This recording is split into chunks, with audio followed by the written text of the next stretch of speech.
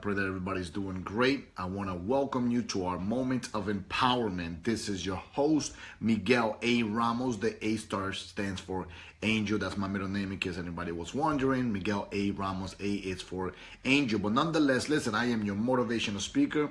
I am your transformational partner. I am your empowerment coach. That's what I do. I'm here to empower you, to help you get over the fence. You ever been trying to get over the fence? You got that one leg right there, just won't go over. Well, that's what I do. I'm the one who gives you that boost. I'm the one who helps you out over to the other end. So today I'm super excited. You know, we've been teaching on leadership this whole week. Leadership is my thing. I love leadership development. I love to develop people in any form of leadership, whether it is, leadership in the executive market, in the business market, or leadership in the church, or leadership at home. Or sometimes, there's leaders that need to be made in relationship. I love doing that. It's just such a passion to me. I really take it serious, and I really, want to help so many people. So today's question is, because everybody talks about leadership. I want to be victorious, right? I want to be a leader, all these things, but it's easier said than done. If you ever, thought about that, oh yeah, it's easy to you. Maybe you are there in that leadership level, but maybe you're one that just trying to uncover who you are as a leader, and you want to get to that next leadership level. And sometimes it's hard to get there. And I share with you different aspects that you can uncover, that you can identify to see if you are a leader. But again, you get to those moments when you say easier said than done. So how do I arrive at, not to, at that leadership position? How do I get there? Maybe you're one who has been, struggling, really trying to identify the leader within you, or you're up and down. You say, you know what? I don't know. I'm not really sure. So I want to get to that leadership position, but you don't know exactly how to do that. Well, guess what, my friend? You're in luck. I'm going to show you today a method that I came up with myself from listening to one of the quotes of one of the greatest mentors that I've ever had, not personally, but through books and everything, seen him speak. Awesome mentor of mine, Myles Munroe, and he himself was saying that he went through different books. The man read about 4 books a week. He read tons and tons of books, and he said he was looking for the best definition of what leadership really meant, and he did not find his terminology of what leadership meant. So he created his own definition. And through him creating his own definition, I came up with a formula for myself and my leadership development strategy of how to develop leaders, right? So watch this. He quoted, this is what he quoted, Myles Munroe. If you ever heard about him, Google him, find him some material, awesome man of God, awesome speaker, awesome coach. He is, I want to say, one of the top reasons why I am where I'm at right now. His first book, oh my God, inspired me, thrusted me to the next level. But look at this. Myles Munroe could not find the definition of leadership, so he created his own. And this is his definition. He says, leadership is the capacity to influence others through inspiration generated by passion, motivated by a vision, birthed by a conviction, produced by a purpose. I'm going to say that again.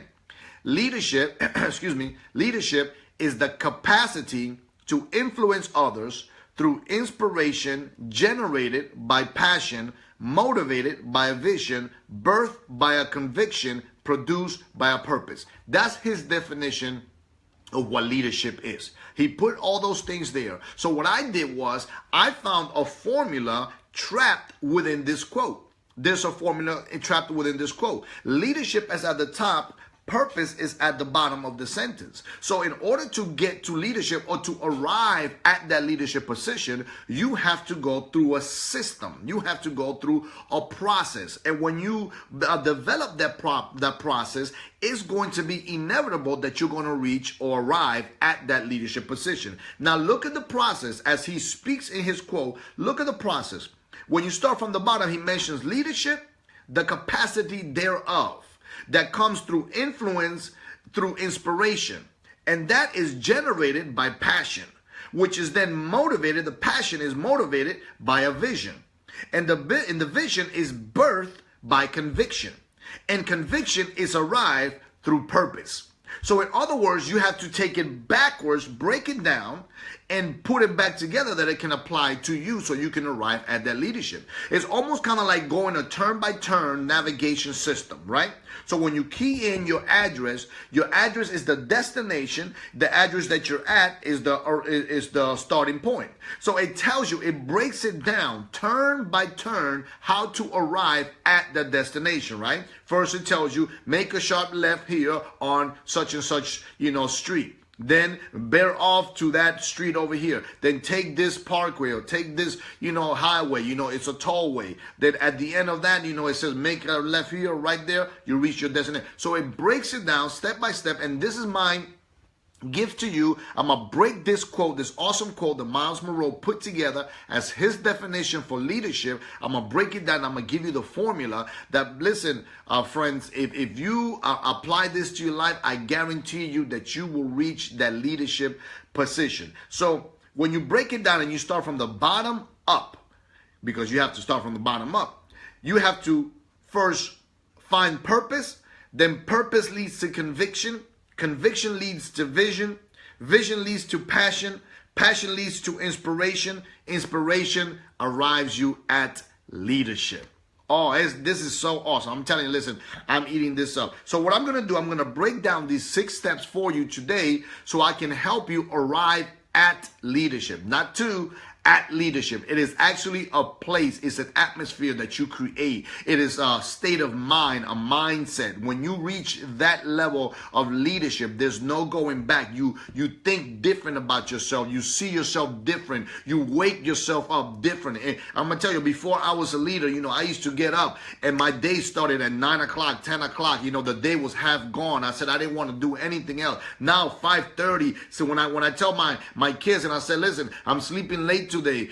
Late to me is 6:30, 7 o'clock. Why? Because there's so much to do. I want to start the day. I want to be the first one to set the atmosphere in my house. When I get up, I pump my kids up. I pump my wife up. I pump all my children up. I say, listen, my friends, my co-workers, I motivate them. I say, listen, we're going to get ready to tackle the day. Anybody that's around me knows that my leadership is contagious. My excitement is contagious. My enthusiasm is contagious. Why? Because I am commanding my day. I am governing my day. If I come across somebody that's being super negative and I cannot infect them with my enthusiasm, I simply just move them out of my way and I go somewhere and I recollect that time back, that motivation back, that inspiration back, that excitement, because nobody's going to steal my joy, right? What does the Bible say? He says, let nobody steal your peace, right? The peace that God has given us that the world can take away from us, right? So I'm going to be a sure believer of that. Ain't nobody going to take my joy, right? It belongs to me. You didn't purchase it from me. I got it through Christ, so I'm not going to lose it, right? So listen, there's neither here and there. I just get super excited. But let's get to these key points for the formula for how to arrive at leadership. You ready? Number 1. So we started from the bottom up and we're quoting Miles Monroe, one of the greatest leaders ever live. Awesome leader. He says that leadership is the capacity to influence others through inspiration, generated by passion, motivated by a vision, birthed by conviction, produced by purpose. So the first thing that you got to arrive at is purpose. Now the dictionary, and I'm not going from a biblical dictionary or anything like that. I'm going, boom, straight from the Webster Dictionary. The Webster Dictionary defines purpose as the object for which one strives. The object for which one strives, for which someone or something exists. In other words, you have to somehow identify what is your purpose. Listen, if that is the strongest part, that you're trying to find out what is your purpose, listen, it's no problem. Look at yourself in the mirror and say, hey, it's no problem. If you don't know what your purpose is, if you don't know what your niche is, if you don't know what your gifting is, whatever you're good at, whatever you do very well that brings you happiness, passion, start with that. Sometimes that one thing leads to another. I started off with passion. I started off, just serving. I wanted to serve. I wanted to, when I joined the church, I just wanted to help people. I didn't want to be no deacon. I didn't want to have no title. I didn't want to be no minister. All I wanted to do was help people. And because, I went to the church, they gave me this title, that title. I just wanted to be called Miguel. Listen, just call me Brother Ramos. I didn't want none of that stuff, right? I wanted to serve. But serving allow me to be led to ministering. Ministering allow, which is the same type of survey. Ministry allow me to start speaking to people. Speaking to people allow me to start motivating them. Motivating them allow me to start teaching them. So see, that led to another. So don't be, don't pull your hair out. Don't get all scared and stuff and be like, oh my God, I don't know what your purpose is. Start with what you love. Start with what brings you happiness. If you like knitting, start with that. If you like baking and cooking, start with that. If you like, just telling people, hey, listen, you're beautiful, you're awesome, you like making videos, you do funny videos, memes, whatever, start with that. Brand yourself. Whatever it is, brand that. Nike started off making shoes, tennis shoes, right? Before you know it, now they got clothing, they got socks, they got, all kinds of things, right? So however you start is not how you're going to end. So don't worry about that. But find what is purposed in you. And then develop that. Once you develop that purpose, then you have to convict yourself. Now, what is conviction? Conviction, we think about conviction when we go to the courthouse, right? When we go before a judge and you've been convicted, you've been found guilty. Well, it is something like that. Conviction is something that sticks. It is you convincing yourself that what you're doing or what you're going to do, you have a strong belief about it. As a matter of fact, that's what conviction is. It is a fixed, strong belief. A fixed, strong belief. Now, my conviction, this is mine. You don't have to be yours, but you can acquire it too. My conviction is faith. And I love what it says in the Bible about faith in Hebrews 11:1. It says, now faith is the substance of things hoped for. It says, is the evidence. That word evidence is translated into conviction. It is conviction of the things not seen. So in other words, listen, I walk by faith. I have a strong belief that whatever I put my hands to will flourish. Listen, do I fail at times? Yes, of course. But I don't stop trying. I don't give up. I keep going and going and going. If I go somewhere and I have an accident or I get hurt or whatever, listen, as long as I'm not there, as long as I'm not 6 feet under, I still have a purpose. I'm going to tackle it again. So I become convicted by what I believe. Sometimes I tell my wife, I said, honey, I just don't know, but I really, really believe that we should do this. I really believe that we should venture out. I really believe that we should do, take this business or don't take this business or make this decision or don't make the decision. And it's my conviction that allows me to be thrusted forward and do whatever it is that I'm going to do. That's almost kind of like if you're looking for something at home and it fell under the couch and you have that strong belief that it's under the couch, what's the first thing you're going to do? You're going to look under the couch, right? So conviction is almost like that. If you believe that what you're doing, that what you've been purposed to do is what you've been called to do, and you're saying, I really know that this is for me, then you have to pursue that. You cannot let anybody steal that away from you. You have to convince yourself. The biggest problem or obstacles that we have becoming leaders, becoming entrepreneurs, becoming, that self-sustained, self-established, independent person is the lack of belief. And not just in God, but the lack of belief in ourselves. We think that we can't do it. We think we're not educated enough. We think we're not skilled enough. We think we're not motivated enough. We think we're not beautiful enough. We think we're not equipped enough. And we don't believe in ourselves. So you have to convict yourself that you're capable of doing. It doesn't matter your race. It doesn't matter your age. It doesn't matter your size. It doesn't matter your nationality. Listen, everybody is doing it. All kinds of people are having success. So why not you? Why not you? See, I ask myself every day in the mirror, why not you? Why can't you be the next billionaire? Why can't you be the next great speaker? Why can't you be the next bestseller in New York Times bestseller, right? Why not you? What excludes you? Nothing. Nothing excludes me. So convict yourself, right? Deem yourself guilty of success. You ought to succeed. You will succeed, and you convict yourself of that, right? So purpose brings conviction. Once you know your purpose and you believe that, it will convict you that, you know what, I'm doing nothing else, or I should be doing nothing else than what I've been convicted to do. Then once you got that strong conviction and you accept that, okay, you know what, I am that pastor. Okay, you know what, I am that entrepreneur. Okay, you know what, I am that mother, that father. I am that leader that I've been called to be. Once you accept that, then what happens is that little by little, through imagination, through inspiration, through aspiration, through seeing others people turn that same wheel that you're trying to turn. When you see others that look like you, then you start to develop a vision.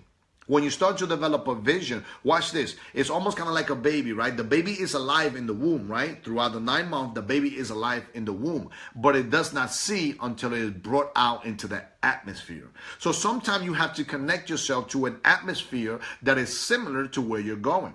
Oh man, I can tell you this. Listen, when I first started in church and I started church building and bringing, I knew where I wanted to be. I knew where I wanted to take the people of God to, but I've never been to like a mega church. I've never been to a church of that structure, that magnitude, that excellency. And it's not really the size of the church, but just the excellency that they conducted themselves on. And when I first went to my first mega church, and I met the bishop there and they gave me this grand tour of everything, I put vision to my purpose. And when I put vision to my purpose, I said, this is what I want. Not step by step, but similar to where I'm trying to take the people. So when I came back, man, I was pumped up. I was motivated because I have seen where I wanted to go. And it's almost like the same way where God showed the children of Israel the promised land before they were able to acquire it 40 years later. And God will give you glimpses of where you're going, or you will see glimpses of where you're going when you read Fortune 500 magazines, or when you attach yourself to that next business leader, or that transformational coach, or that empowerment trainer, or that motivational speaker. You see Les Brown, you be like, I want to be like Les Brown, Brian Tracy, Zig Ziglar, Kiyosaki, all these great orators, all these great leaders before you. You want to be like them, right? Because they paved the way. They are trailblazers. And when you see yourself, when you envision yourself there, then what happens is you're putting a mental picture to something that is that I want to say that is imaginatory, that is on the inside of you. Now you're putting a solid picture to it, and you created a vision.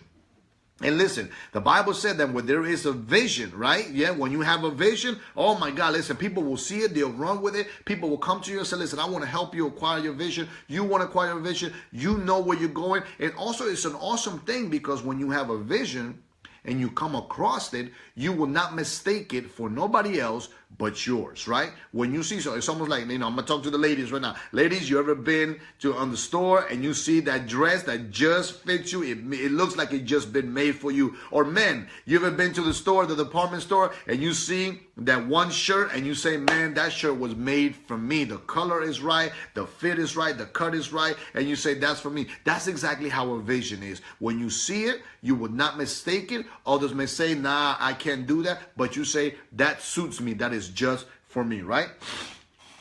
Excuse me. Ooh, that's good. So you have purpose, which leads to conviction. Conviction, which leads to vision. Now, vision leads to passion. There's something about seeing, there's something about seeing it that makes you believe. I understand. Listen, I don't, we can all talk about doubting Thomas, right? Listen, I've been doubting Thomas. I think we've all been doubting Thomas sometime in our life. But it's something about seeing it. I'm not telling you that you shouldn't have faith. No, you should have faith.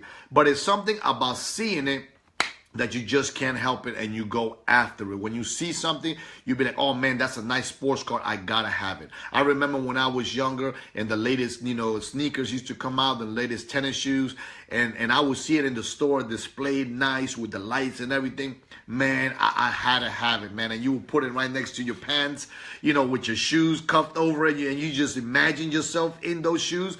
And by next week, you got to have that pair of tennis shoes. You're going to have that new pair of sneakers or whatever it is, those shoes. You just got to have it because you saw yourself in it. You created a passion. When you create a passion, listen, people have died for passion. Christ died. He said the passion before him was us. He died because passion. Many scholars, forefathers, founding fathers of even this very nation have died because of a passion. And once you create a passion, if it's worth dying for, listen, you'll get up early in the morning. You'll go to sleep late. You'll, do whatever it takes. I'm not saying, illegal stuff. No, don't do that. But you would do whatever it takes for the passion. I remember when I first, met my wife, and I just saw her. I instantly fell in love with her. You know, she didn't fall in love with me right away, but I did. For me, it was love at first sight, and I was so passionate, and God approved, and I pursued her, and you know, she would blow me off, and she would say, you know, not now, whatever. You know, I was sitting next to her, she'll get up, move somewhere else, and I just kept pursuing because I had a passion. I needed to get to know this young lady. She was beautiful, she was intelligent, she was independent, she was motivational, she was mature. I said, I gotta know this girl. I was passionate. And listen, guys, you know how it is when you see that I don't want to call it a dime. She was a 100. She was 100. And I said, I gotta pursue her. I had that passion. I had that passion behind it. Same thing with when I pursue other things, you know, my children, the love of my children. I got to get there. Their events, school events, whatever it is, I got to get there. In business, if I see a quota I got to meet, I got to get there. I build passion behind it. When you build passion, nothing can stop you. No train can stop you. Nothing can get in your way. So vision creates passion. If you can see it, you're going to create a passionate, intriguing emotion behind it. So try to imagine it. Try to see it. If you're having trouble imagining, attach yourself to those people that are going in the same path. And when you see what it is that you're trying to acquire, I guarantee you will gain the passion. So that's why, listen, if you're an entrepreneur, if you're working with a network marketing business, whatever, why do you think that they have these big conferences? Why do you think that they have these big conventions or, you know, convocations in the church or whatever? Because they want you to see the big vision. They want you to attach yourself to it, and it builds passion. I remember being in many network marketing business, and we would go, you know, once every 3 months to a big convention, and you had to get there because you will come back so motivated, so pumped up. You're here with your team, and your team could be consistent of 100, 200, but when you go to a convention and you see hundreds of thousands of people with the same passion and the same belief and the same testimony that you're having, you build a passion for it, and you say, oh my God, I gotta work double hard, I gotta work double time, and it builds a passion, right? So that's number 4. We're almost there. So passion leads to inspiration. Wait a minute, before we go to passion, let me give you the definition of passion. I'm a little excited, right? So passion is a strong, powerful emotion, boundless enthusiasm. It's a strong, powerful emotion, and it's a boundless enthusiasm. In other words, it's enthusiasm with no boundaries. Nobody can hold you back. Nobody can limit you. Nobody can tell you, listen, you're too amped, simmer down now. No, listen, this is my enthusiasm. You can't bottle it up. You can't sell it. It just explodes. I'm a volcano, right? So that's what passion is. So passion now leads to inspiration. When you're passionate, right, what happens is you emanate, you permeate that enthusiasm, that excitement. And inspiration, watch this, inspiration is excitement in manifested form used to move the intellect or emotions of others. I'm going to say that again. Inspiration is excitement in manifested form used to move the intellect or emotions of others. So imagine all that inspiration that you have bottled up. You have an idea, you have a vision, you have a conviction, you have a purpose, you're passionate about it. Now your enthusiasm is contagious, and it moves other people, and you allow other people to also become victorious or become motivated by what you're doing. People see themselves in you, and they say, man, if he can do it, I can do it. If she can do it, I can do it. And you start to motivate people, you start to inspire people through your success. Even in your failure, when you fail and you get back up, you start to inspire other people. The Bible, there's a scripture in the Bible in 2 Corinthians that says pretty clear. He says that we are epistles, we are letters that are read by men daily. In other words, when God wanted to call for a testimony, he birthed you out. You are God's written word in the flesh. So every time people see you overcome, they get inspired to do the same and overcome as well. So that is your way where God connects with other people through your obstacles in life. And that is such an awesome privilege, believe it or not, that you are being used of God so that others can see how you can overcome. Now, when you inspire other people, that is a great opportunity to network. That's a great opportunity to lead, to coach, to empower, to transform other people. That is your market right there. When you can tell people, This is how I've done it. This is how I made it. I'm making it. I'm on my way over there. I found the path. It's almost like an exit strategy. And you found a way out of poverty, a way out of disparity, a way out of desperation, a way out of, depression and all these things. And you're saying, I can make my way out there. And when you found that exit strategy, then you share it with other people. And that's how you build a network, a market of what it is that you're trying to convey, right? So inspiration. And last but not least, you saw how I did that? Through inspiration, now others start following you. As a leader, you have to have a following. And following, I'm not talking about Facebook, Instagram, Snapchat, and all that stuff. I'm not talking about followings like that. I'm talking about following where you're not developing leader. If a leaders have followers and those followers are not being developed into leaders, then you're not a leader. All you're doing is you're a follower and you're developing followers. So you're following somebody. But if you are developing those followers to leaders, then you are a leader yourself. And watch this. Leadership is the capacity. That's the key word, capacity or ability to lead. Now that word capacity means the maximum amount that can be contained. The maximum amount that can be contained. If you strive to arrive at leadership, it is a wonderful state of mind. Excuse me. It is a wonderful place where, believe it or not, if you will forever remain a student, your capacity will continue and continue to grow. I never understood that word capacity until I, in prayer, asked God to give me the capacity to love.